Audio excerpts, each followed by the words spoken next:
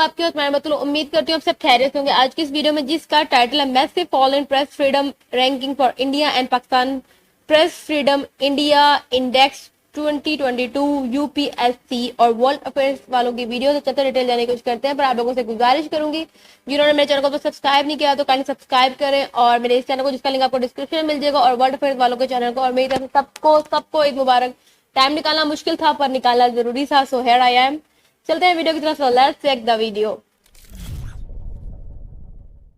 नमस्कार and welcome you world affairs. मैं हूं Prashant Dhawan. Now press freedom index release हो चुकी है 2022 की और भारत और पाकिस्तान दोनों की रैंकिंग्स में देखा गया है एक मैसिव फॉल आया है। एक्चुअली यहां पर आप देख पाओगे इंडिया की रैंक अब गिर के 140 सेकेंड से हो चुकी है 150th, मतलब कि ओवरऑल इस इंडेक्स के हिसाब से भारत जर्नलिस्ट के लिए एक इतना ज़्यादा फेवरेबल कंट्री है नहीं और पाकिस्तान को तो ऑल टुगेदर यहाँ पे डिक्लेयर किया गया है as the 5th most dangerous place for journalist. इस इंडेक्स में भी यहाँ पे आलोचना हुई है पाकिस्तान की। उसके अलावा आज है 3 मई और आज है वर्ल्ड प्रेस फ्रीडम डे और आज के ही दिन दुनिया भर के कई संगठनों ने ओपनली कहा है कि पाकिस्तान पिछले एक साल में बन गया था 5th most dangerous place for journalists. तो डिस्कस करेंगे इस टॉपिक को कि इंडिया की रैंक इतनी खराब क्यों हो गई, बाकी जो देश है टर्की इवन कजाकिस्तान जैसे देश इतने आगे कैसे निकल गए, डिस्कस करेंगे। बहुत कुछ आपको जानने को मिलेगा। मगर आगे बढ़ने से पहले आपसे एक क्वेश्चन पूछूंगा। क्वेश्चन यहाँ पर यह है कि रिपोर्टर्स विदाउट बॉर्डर्स के हेडक्वार्टर्स कहाँ पर लोकेटेड है। तो सही उत्तर इसका आपको बताना है कमेंट सेक्शन में। जो लोग सही आंसर देंगे मैं कोशिश करूंगा उनकी कमेंट को हार्ट देने का। वैसे जो सही आंसर है क्वेश्चन का मैं आपको वीडियो के एंड में बता दूंगा ना। यहाँ पर आप देख पाओगे जो मेन कंट्रीज है इस लिस्ट में इनकी रैंकिंग आपको दिख जाएगी। टॉप पे आप नोटिस करोगे आपको मिलेगा नॉर्वे, स्वीडन, डेनमार्क, इन 3 कंट्रीज का ग्रुप। आप नोटिस करोगे कि चाहे हैप्पीनेस का इंडेक्स हो कोई और इंडेक्स हो, दुनिया भर के इंडेक्सेस में जो भी पॉजिटिव इंडेक्स है वहां पे नॉर्वे, स्वीडन, डेनमार्क ये तीनों देश आपको टॉप पे मिलेंगे। कभी कभी फिनलैंड भी यहाँ पे ज्वाइन कर लेता है। और इंटरेस्टिंग बात मैं आपको ये बताऊं कि जैसे ही ये इंडेक्स रिलीज हुआ है आज के ही दिन हमारे देश के प्राइम मिनिस्टर भी कहां पर है, डेनमार्क में है। यहां पर आप देख पाओगे डेनमार्क में प्राइम मिनिस्टर मोदी का स्वागत किया है। डेनमार्क की प्राइम मिनिस्टर ने खुद बिल्कुल एयरपोर्ट पे आके खड़ी हो गई क्योंकि पीएम मोदी की जो विजिट है ये इन सब कंट्रीज के लिए, नॉर्डिक कंट्रीज के लिए काफी इंपॉर्टेंट है, जहां पर Finland, Sweden, Norway, Iceland, Denmark ये सब शामिल हैं।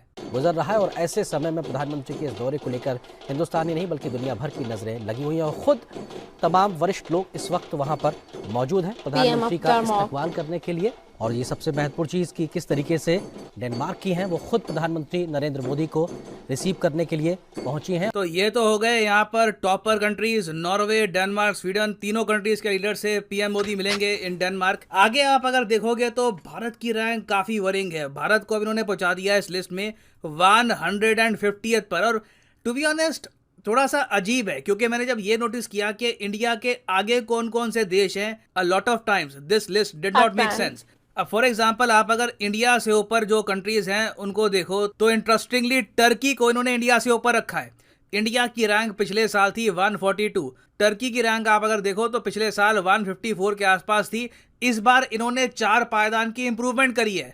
अब इंप्रूवमेंट भी किस बेसिस पे करी है it does not make sense क्योंकि टर्की में आप अगर देखो तो कई जर्नलिस्ट पे अटैक हुए हैं। यहां पर आप देख पाओगे मार्च 2022 का आर्टिकल है, स्वीडन का आर्टिकल है। यहां पर लिखा है कि एक पत्रकार जो टर्की से भागकर स्वीडन में रह रहा था वहां पर स्वीडन में रहकर भी उस पर अटैक हुआ। यहां पर आप देख पाओगे ये इनकी फोटो है और ये एक एग्जाम्पल नहीं है। जो भी पत्रकार टर्की में रहकर एर्दोगान की आलोचना करता है उसको ये टर्की से डरा धमका के भगा देते हैं। फिर टर्की के बाहर जाकर अगर वो पत्रकार फिर भी एर्दोगान के खिलाफ लिखे तो उस पर इस तरीके से अटैक होते हैं। यहां पर आप देख पाओगे एक और एग्जाम्पल है जुलाई 2021 का, exile Turkish journalist attacked outside home in Germany. पहला स्वीडन में हुआ, फिर जर्मनी में, फिर कुछ और एग्जाम्पल है डेनमार्क, नेदरलैंड्स, वेरियस कंट्रीज में लिटरली एर्दोगान की पार्टी के जो गुंडे हैं ये जर्नलिस्ट को ढूंढ ढूंढ कर मारते हैं। मगर फिर भी हमारे यहाँ ऐसा तो कभी देखा नहीं हुआ कि कोई जर्नलिस्ट हमारे देश से एग्जाइल करके बाहर निकला हो और वहां पे भी उस पर अटैक हो रहे हो। तो दिस इज क्वाइट स्ट्रेंज कि टर्की की हालत इतनी खराब है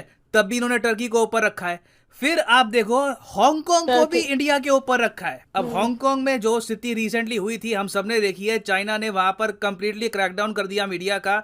मगर तब भी जो स्थिति हांगकांग में है उसके बावजूद ये हांगकांग को ऊपर रखते हैं।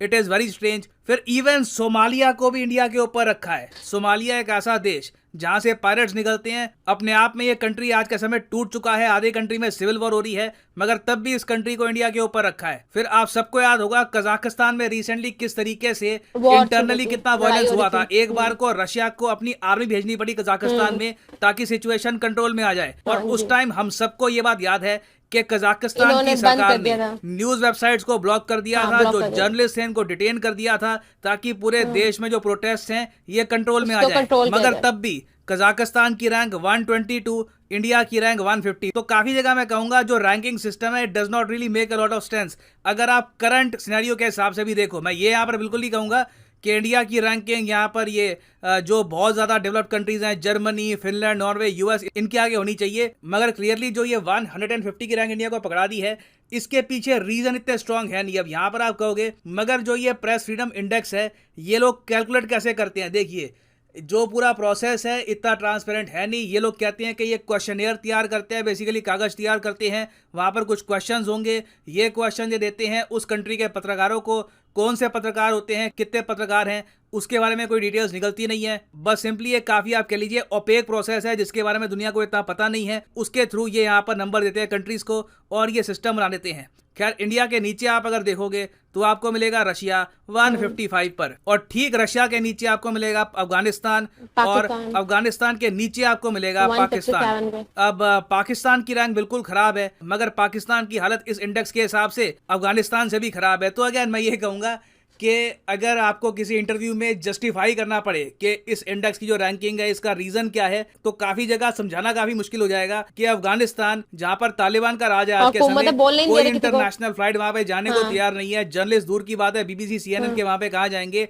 उसको पाकिस्तान के भी ऊपर रखा है इस लिस्ट में। खैर पाकिस्तान को आप अगर देखें तो मेन रीजन इनकी खराब रैंकिंग का यहाँ पे दिखाया गया है कि इमरान खान के टाइम में जो भी जर्नलिस्ट जो क्रिटिसाइज करते रहे पाकिस्तान को, उन पर लगातार अटैक किए गए हैं। और आप अगर नीचे स्क्रॉल करोगे तो प्राइमरली यहाँ पर मेंशन किया गया है हामिद मीर का। हामिद मीर एक बहुत ही सीनियर जर्नलिस्ट है पाकिस्तान के, और इमरान खान के टाइम में काफी बार सेंसरशिप भी करी गई थी इनके टीवी शो की, काफी इनको धमकियां भी मिली है, और बीच में पाकिस्तान में एक हैशटैग भी चला था I stand with Hamid Mir. उसके अलावा आपको याद होगा इमरान खान के टाइम में एक और इन्होंने लॉ पास कर दिया था पाकिस्तान में, जिसके अंडर अगर कोई भी जर्नलिस्ट आर्मी की आलोचना करता है तो सीधा उस पर केस हो जाएगा, उसको जेल हो सकती है। और इसमें ऑनलाइन डेफेमेशन को भी डाल दिया गया था कि ऑनलाइन डेफेमेशन भी अगर पाकिस्तान में कोई करता है तो उससे भी 5 साल की जेल की सजा हो सकती है। अब पाकिस्तान का रीजन आपने देख लिया, अब इंडिया का रीजन ये वेबसाइट क्या बताती है। देखिए इंडिया का जो मेन रीजन इंटरनली इन्होंने बता रखा है वो ये है कि इंडिया में जो मीडिया हाउसेज हैं वो है तो बहुत सारे, इंडिया बहुत बड़ा देश है, मगर काफी जगह जो ये जर्नलिस्ट हाउसेज है ना, इनके पास प्रॉपर रेवेन्यू का सोर्स नहीं है, वहां पर ये आज़ाद नहीं है। काफ़ी जगह जो ये बड़े मीडिया हाउसेज हैं ये कहीं ना कहीं बड़े कॉरपोरेट्स पर डिपेंड करते हैं अपने रेवेन्यू के लिए। अब ये जो जस्टिफिकेशन है ये भी बहुत ही अजीब है, क्योंकि यूएसए में भी ऐसा ही होता है। फॉक्स जो अपने आप में एक ह्यूज कंपनी है, जिनके स्टूडियोज हैं, मूवीज़ बनाते हैं, टीवी शोज बनाते हैं, उनका ही फॉक्स न्यूज़ चलता है। फिर आप न्यूयॉर्क टाइम्स देखो तो अमेजोन के जो पूर्व CEO हैं जेफ बेजो, वो आज के समय ओन करते हैं न्यूयॉर्क टाइम्स को। तो हर जगह मीडिया हाउसेस को अगर प्रोडक्शन की वैल्यू इंप्रूव करनी है तो मीडिया हाउसेस के फंड्स का सहारा लेना ही पड़ेगा। फिर आगे आप अगर देखो तो कुछ पोस्ट हैं यहाँ पे उन्होंने डाल रखी है कि राणा अयूब पर जो रिसेंटली हुआ था उसको लेकर RSF काफी हद तक गुस्सा है। RSF आपको पता होगा, रिपोर्टर्स सैंस फ्रंटियर्स, ये फुल फॉर्म है इसकी, यही लोग तैयार करते हैं इस इंडेक्स को। तो उन्होंने ये कहा है कि एनफोर्समेंट डायरेक्टरेट की जो कार्रवाई चल रही है राणा अयूब पर, और उसकी वजह से रिसेंटली ये एक इंटरनेशनल कॉन्फ्रेंस में जब ट्रैवल करना चाहती थी तो बीच में इनको रोका गया कुछ समय के लिए। हालांकि इवेंचुअली ये कॉन्फ्रेंस में गई अटेंड करने के लिए, मगर कुछ समय के लिए जो इनको रोका गया वो खराब है। तो रीजन इन्होंने यहाँ पर ये सब दिए हैं। और फ्रैंकली स्पीकिंग इंडिया की जो रैंक है 150 की, आप मुझसे पूछें तो it does not make a lot of sense. और वैसे अगर हम बात करें वर्स्ट कंट्रीज की फॉर जर्नलिस्ट, तो यहाँ पर नंबर 180 पर आपको मिलेगा नॉर्थ कोरिया, फिर है एरित्रिया, और उसके ऊपर है ईरान, तुर्कमेनिस्तान और म्यांमार। चाइना की यहाँ पर रैंक है 175। ना वापस आते हैं अपने MCQ की तरफ के जो हेडक्वार्टर्स है रिपोर्टर्स विदाउट बॉर्डर्स के, ये कहाँ पर लोकेटेड है। तो सही उत्तर इसका है ऑप्शन सी, पेरिस फ्रांस में आपको मिलेंगे हेडक्वार्टर्स रिपोर्टर्स विदाउट बॉर्डर्स के। याद रखिएगा, एग्जाम पर्सपेक्टिव से काफी इंपॉर्टेंट है। फाइनली यहाँ पर मैं ये भी सर की वीडियोस का फायदा ये होता है कि इंसान का जनरल नॉलेज भी बढ़ जाता है। कि उसको पता चल जाता है ना कि मैंने तो कभी भी किसी भी मुकाबले के इम्तिहान की तैयारी नहीं की और ना मैं करने वाली हूँ इन फ्यूचर, लेकिन फिर भी आपको काफी कुछ पता चल जाता है। आपको जियो पॉलिटिक्स के बारे में पता चल जाता है और आपको पता चलता है दुनिया में क्या हो रहा है। वेल भाई, वीडियो का टॉपिक ये था कि मीडिया को जो आज़ादी है उसके हिसाब से जो रैंकिंग है उसमें इंडिया का 150 के ऊपर उनको रैंक किया गया और पाकिस्तान को 157 पे। मैं सर की बात से बिल्कुल एग्री करूंगी कि अफगानिस्तान जहां बिल्कुल तालिबान की हुकूमत है और किसी को कोई भी आज़ादी नहीं है कि वो कुछ भी उनके खिलाफ बोल सके, मतलब लोग बोलते ही नहीं है कि वो डरते इतना, आज़ादी तो बहुत दूर की बात है। तो वहां उन्होंने उसको पाकिस्तान से ऊपर रैंक किया हुआ है। तो और उसके अलावा जहां तक इंडिया की बात है तो तुर्की के बारे में खैर मुझे इतना ज्यादा नहीं पता, लेकिन ये कि और इंडिया के उन्होंने जो रैंकिंग किया उसके हिसाब से तो सर ने उसके साथ जस्टिफाई उनको किया भी है कि अगर ऐसा है तो फॉक्स स्टूडियो जो है वो भी तो एक पर्सनल फर्म के अंडर काम करता है, तो इसलिए डेफिनेटली जस्ट एक रिपोर्ट है, इसका इतना ज्यादा बस उन्होंने अपने हिसाब से जो उनका एक चेक करने का वे होता है उससे उन्होंने कोई वो लोगों के जो भरवा लिए जाते हैं फॉर्म्स वगैरह फिल करवा लिए जाते हैं, क्वेश्चनर जो होते हैं, उससे फिर उन्होंने एक जर्नल सा उन्होंने बनाया हुआ है। इसका कोई रियलिस्टिक किस्म का मतलब बोलते हैं प्रॉपर चैनल के थ्रू आप किसी चीज को रिसर्च करते हैं और उसके बाद उसको समराइज किया जाता है, वैसा कुछ भी नहीं है। बाकी ये कि उम्मीद करूंगी कि आपको मेरी वीडियो का रिएक्शन यूजफुल लगा, आपने इसको अंत तक देखा हो और मिलते हैं तो किसी और वीडियो में, तब तक अपना ख्याल रखें, दुआ में मुझे याद रखें। अल्लाह हाफिज।